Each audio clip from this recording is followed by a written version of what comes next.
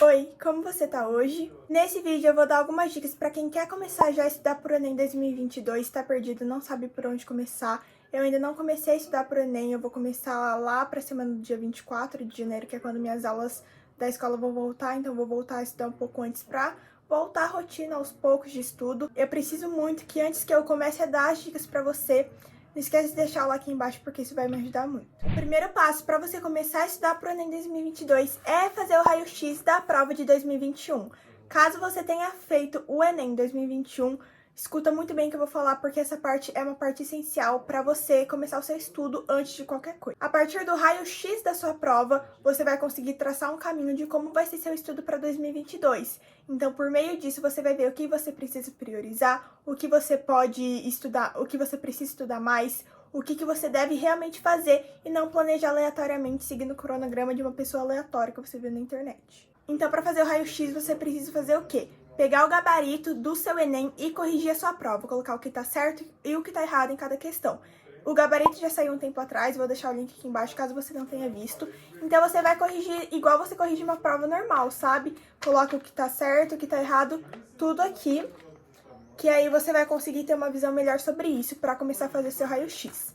Depois de corrigir a sua prova, você vai pegar uma folha à parte, pode ser um caderno, pode ser o que você quiser, e vai anotar todas as questões que você errou e colocar o motivo. Então, se você errou porque você chutou, se você errou porque você não sabia o conteúdo, se você errou porque você não interpretou bem a pergunta ou algo assim. É importante falar também que você deve colocar as questões que você chutou e acertou também, tá? Porque não adianta você, por exemplo, chutou alguma questão lá e acertou e você não colocar isso no seu raio-x, porque se você chutou, quer dizer que você não sabe o conteúdo ou não sabia responder a questão e foi pura sorte que você acertou. Então, depois de você ter colocado todas as questões lá, ter colocado o motivo, você vai colocar o conteúdo daquela questão também. A maioria, principalmente do primeiro dia, vai ser questão interpretativa, então você pode fazer uma chave e colocar interpretação, que aí é mais geral. Mas caso na prova do segundo dia você errou alguma coisa de biologia, você coloca lá qual foi a matéria de biologia que você errou. Se foi botânica, se foi sobre vírus, se foi sobre células. Então, o primeiro passo foi feito, que foi o raio-x. O raio-x finalizou nisso e você vai ter uma análise geral das matérias que você precisa estudar, das matérias que você estudou e errou, então você precisa revisar, precisa traçar um novo caminho para conseguir acertar mais questões. Raio-x feito, vamos para o segundo passo. O segundo passo é nada mais, nada menos que o planejamento, que muita gente acaba pulando essa etapa do raio-x, já começa a planejar sem nem saber qual a necessidade que você precisa para o seu planejamento. Então, se você não sabe o que você errou ou o motivo do que você errou, como você vai planejar o seu ano de estudo se você não sabe nada de como tá a sua avaliação? A primeira parte do planejamento que é importante falar é você saber qual matéria você deve priorizar. E como eu devo saber isso? Muita gente sabe que redação e matemática são as matérias que mais contam a nota no Enem, e por isso muita gente prioriza elas. Eu prefiro que você priorize elas, porque sua média vai aumentar bastante se você priorizar nessas matérias, além de que se você focar em matemática, ela já vai te dar uma ajuda em física, ela já vai te dar uma ajuda em outras matérias também. Mas o que eu tô querendo falar para qual área priorizar? Isso você vai ter que ver a partir do seu curso e também a partir da faculdade que você quer cursar. Porque dependendo do curso que você queira e da faculdade que você queira, eles colocam um peso em uma área específica. Então, por exemplo, se você quiser cursar medicina na UFRJ, só dando um exemplo, às vezes a linguagens vai valer o peso 1, humanas vai valer peso 1, e aí, por exemplo, natureza, o peso é 3. Então, se o peso é 3, você vai contar aquela sua nota de natureza 3 vezes. Se o peso é 1, você vai contar uma vez só. Então, se natureza é o peso maior, você deve priorizar natureza. E aí você me pergunta, como que eu sei qual é o peso que eu tenho que priorizar?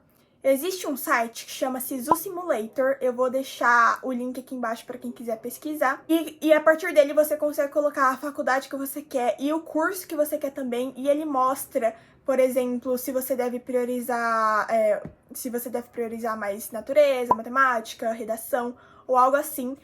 No curso que eu tava querendo, até tem, só que não tem pra faculdade que eu tava querendo. Então, o peso, às vezes, não vai dar pro curso que você quer, mas vai dar uma noçãozinha do que você precisa focar mais. Sabendo disso, você já tem a primeira parte do seu planejamento. Se o peso maior do seu curso e sua faculdade é natureza, você vai ter que focar em natureza. Se o peso maior é em redação, foque em redação. A segunda parte do seu planejamento é super autoavaliativo, então você tem que ser bem sincera com você, porque senão isso vai desestabilizar todo o seu ano de planejamento. Então, nessa parte de autoavaliação, você vai ter que definir quais são as matérias que você tem mais dificuldade, quais você tem mais facilidade, qual você está no meio termo, e a partir disso você vai ter que saber dividir. As matérias que você tem mais dificuldade, você tem que estudar mais, você tem que dar uma carga horária maior para essas matérias do que aquelas que você tem mais facilidade.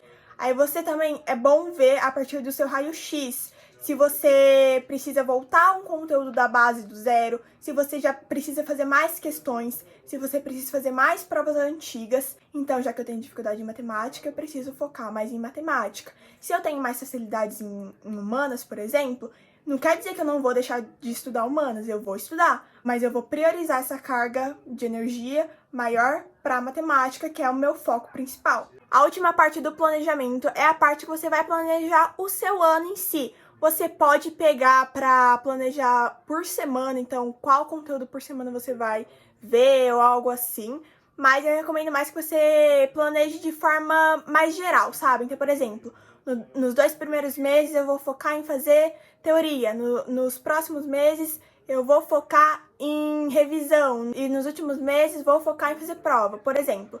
Mas algo que eu recomendo para vocês é que saibam equilibrar muito bem isso e sempre coloque desde o começo prova antiga, simulado, questões. Questões também não pode deixar para o final, não pode deixar prova antiga para o final. Desde o começo você precisa estar fazendo provas antigas e simulados, porque se sua prova é de questões, se sua prova é um simulado, se você tem que fazer questões para resolver sua prova, como que você não vai fazer questões? Questões tem que ser o principal. E aí, a partir das questões, você vê o que você precisa voltar na teoria e reler para continuar conseguindo fazer as questões e o que você pode avançar para fazer mais questões. O terceiro tópico para você começar a estudar para o Enem 2022 em casa é separar o material que você vai utilizar. Ele sendo cursinho, ele sendo apostila, ele sendo o que você vai fazer com a sua vida. Existem muitos materiais bons, principalmente agora com a internet, e que acho que todo mundo deve utilizar, e eu sempre tô falando sobre isso, tanto aqui no canal, coloco o link de tudo, tanto lá no meu Instagram, então o acesso tá muito mais fácil. Até porque escola, pra quem tá aí me assistindo e tá no ensino médio ainda, vai ter que conciliar a escola com o Enem e vestibular, a escola, até escolas que te preparam pro vestibular, não é um preparatório muito, meu Deus, sabe? O estudo pro vestibular é você com você sozinho em casa, estudando com o que você tem e o que você pode ter, sabe? Porque minha escola, por exemplo, eles preparam pro vestibular, tem muita questão de vestibular nas apostilas, tem muito não sei o quê. Mas se eu ficar só estudando com a escola, eu não vou conseguir fazer um bom Enem, um bom vestibular, porque o estudo é a partir de você sozinho em casa, você fazendo prova antiga, você fazendo simulados, você vendo qual que são as suas dificuldades e como você pode melhorar. Os materiais que eu vou usar e que eu recomendo para vocês usarem também, primeiro, são apostilas de teoria ou apostilas de questões.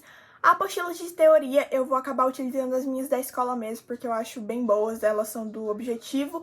E eu acho que as apostilas do Objetivo até dá pra comprar, porque meu irmão tem as apostilas do Objetivo, ele não estudou lá quando ele tava fazendo vestibular. Mas dependendo aí, se você usar ângulo ou qualquer outra apostila, você vê se elas são boas para vestibulares. É só pesquisar na internet que você vai com certeza achar. Outro material que eu acho legal usar se você não tem uma boa base, se você quer para corrigir as redações, que redação é uma coisa muito importante, é um cursinho online, cursinho presencial. Entre o cursinho presencial e cursinho online, eu recomendo que você faça online, porque você consegue ajustar os seus horários e ver aquilo que você realmente está necessitando ver, e não igual a escola, que você vai ter que ver tudo, até mesmo que você já tenha estudado, que você já saiba. E aí acaba perdendo mais tempo e os horários não são tão flexíveis, porque é horário igual de escola, você tem que ficar de um horário até outro horário. E se for um cursinho online, você consegue ajeitar melhor. Então, eu recomendo que você assine um cursinho online, que eu acho que às vezes vai até ser um pouco mais em conta. O cursinho online que eu usei ano passado, que eu vou continuar usando, vai ser a Sala do Saber. Eu já usei outros cursinhos online e também já vi a opinião de outras pessoas que estão fazendo vestibular sobre outros cursinhos. E eu vi que eu mais gosto mesmo é a Sala do Saber, é o que eu mais consigo me adaptar. Além deles terem o Smart Planner, que faz o planejamento para quem tá fazendo vestibular, então eles ordenam certinho o que você precisa ver, qual é a sua maior dificuldade, enfim. Eles organizam muito bem, gente, de verdade. Eu vou usar a sala para voltar na minha base de matemática, física e química e também para usar para redação e questões. Na sala, eles têm uma apostila das habilidades do Enem. Então, naquela apostila só tem questões do Enem que são divididas sobre as habilidades que o Enem pede na prova mesmo. Então, eu treino muito com elas, acho muito interessante. Tem 2 apostilas, além de simulados que eles disponibilizam lá, listas de exercícios, questões, tem questão para dar e vender lá. E também a redação, que eu já venho usando desde o meio do ano passado. E eu vou continuar usando porque você pode corrigir tanto para vestibulares, então corrigir para Unicamp, FUVEST, ou também por Enem. É só você assinalar lá qual é a alternativa que você quer que o professor corrija, porque não são robôs que corrigem a sua redação, são professores formados e é bem legal a correção porque eles escrevem, é tudo certinho, gente.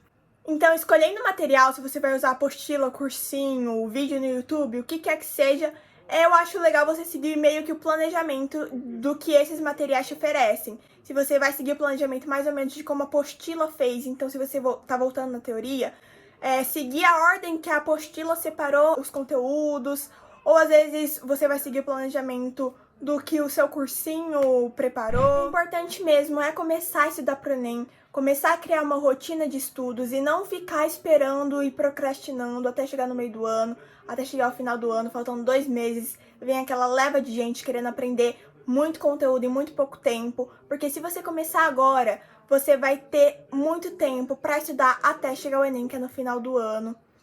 Então não se desespera, você vai ter muito conteúdo para estudar e muito tempo, então vai ficar uma carga horária bem menor do que se você fosse começar bem lá pra frente, vai ficar muito conteúdo e muito pouco tempo, então você vai ter que aumentar suas horas de estudo, vai ficar muito mais pressionada, muito mais sobrecarregada. Como eu disse pra vocês, eu tô voltando a estudar pro Enem aí pelo dia 24 de janeiro, e vocês vão ver muita dica boa por aqui. Mas espero que vocês tenham gostado desse vídeo e que eu tenha ajudado você de alguma forma. Se sobrou alguma dúvida, por favor, pode comentar aqui embaixo que eu tô respondendo todo mundo.